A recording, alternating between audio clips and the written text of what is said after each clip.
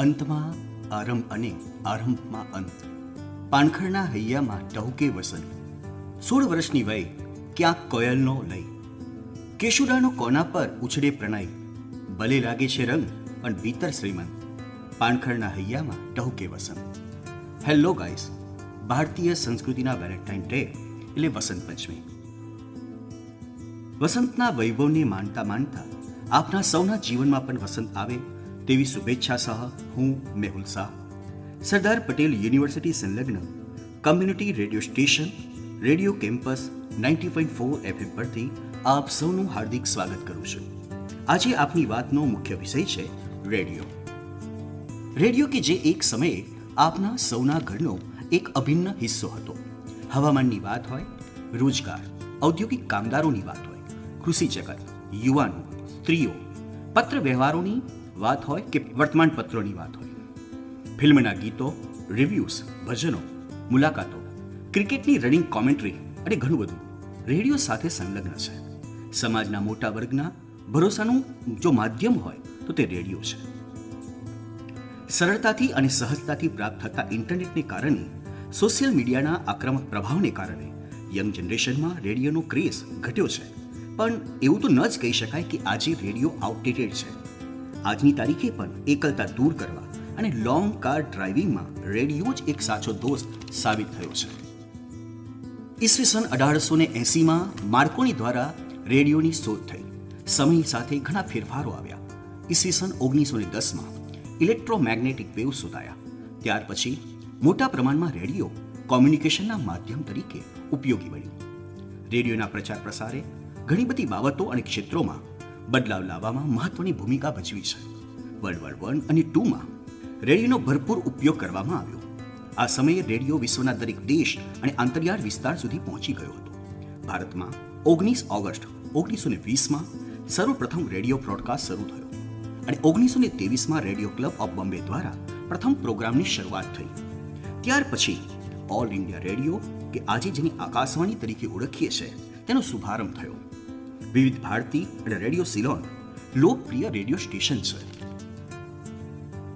દેશની આઝાદીની ચળવળમાં દેશની બહાર રહીને સુભાષચંદ્ર બોઝે દેશના નાગરિકોને વારંવાર સંબોધન કરીને દેશ માટે ક્રાંતિની ચિનગારી કાર્યાન્વિત કરી હતી. અને હા, આ સુભાષચંદ્ર બોઝે રેડિયો પરથી મહાત્મા ગાંધીજીને સર્વપ્રથમ વખત ફાધર ઓફ નેશન તરીકે સંબોધ્યા હતા. દેશની આઝાદી પછીના સત્તાના હસ્તાંતરણની વાત આપના વડીલોએ રેડિયો મારફતે જ સાંભળી હતી. મહાત્મા ગાંધીની હત્યા પછીની સ્મશાન યાત્રા હોય કે ઇન્દિરા ગાંધીજીની હત્યા અને તે પછીના બનાવોના આંખો દેખે અહેવાલ રેડિયો મારફતે જનમાનસ સુધી પહોંચ્યા હતા.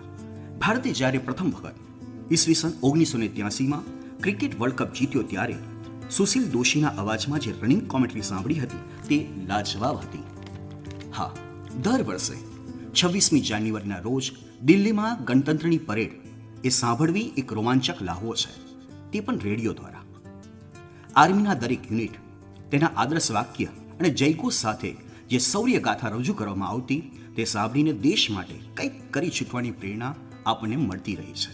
અને હા, શ્રાવણ માસના દર સોમવારે આકાશવાણી અમદાવાદ પરથી વહેલી સવારે રજૂ કરવામાં આવતા શિવ મહિમમ સ્તોત્રમ સમગ્ર વાતાવરણને ભક્તિમય બનાવતું હોય છે. આપણા સભ્ય સમાજમાં રેડિયોએ જ્યારે જ્યારે જરૂરિયાત ઊભી થઈ ત્યારે તેને ઉપયોગી સાબિત થયું છે. કુદરતી હોનારતો, COVID-19 પેન્ડેમિક્સ, અર્થવ્યવસ્થાની કથળતી જતી વ્યવસ્થા, યુદ્ધ, શાંતિ, આતંકવાદ, ગ્લોબલ વોર્મિંગ, સ્ત્રી, શિક્ષણ જેવા દરેક બાબતો અને પરિસ્થિતિમાં રેડિયો માનવ સમાજની વહારે આવ્યું છે. વિશ્વના વિવિધ દેશો, ભાષાઓ અને સમુદાયો માટે રેડિયોના કાર્યક્રમો દ્વારા થતા કાર્યો અવિસ્મરણીય છે. અને તેથી જ 2010માં સ્પેનિશ ગવર્મેન્ટના આગ્રહથી યુનેસ્કોએ 13 ફેબ્રુઆરીને વર્લ્ડ રેડિયો ડે તરીકે ઉજવવાનું નક્કી કર્યું છે.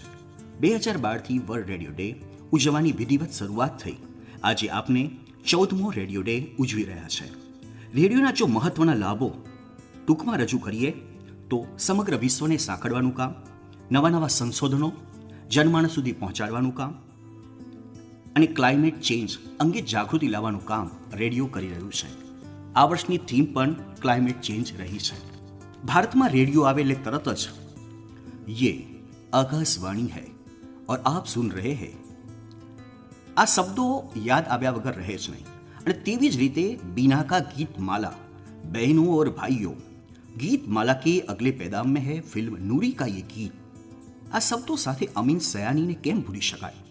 આજે આકાશવાણી કરતા રેડિયો FM અને તેના વિવિધ સ્ટેશનો આજના યુવાધનને વધુ પસંદ પડ્યા છે. તેમાં પણ રેડિયો મિર્ચે અને તેમાં રજૂ કરાતા પ્રોગ્રામ્સ અને પ્રોગ્રામ રજૂ કરવાની સ્ટાઇલ યંગ જનરેશનને ફેવરિટ છે.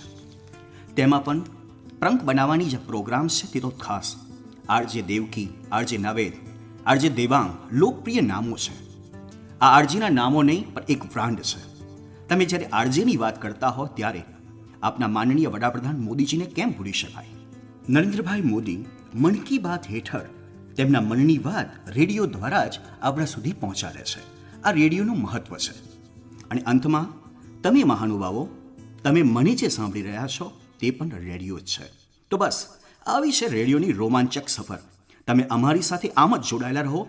Happy radio day to all of you from team radio FM 90.4. Good bye, take care, have a nice time. बहनों और भाइयों, मैं आपका रेडियो दोस्त बोल रहा हूँ. जी हाँ, अमीन सायानी. और देखिए जाग उठी मधुर मशहूर फिल्म संगीत के बचपन और जवानी की यादें. याद किया दिल ने कहा हो तुम, झूमती बहार है कहा हो तुम.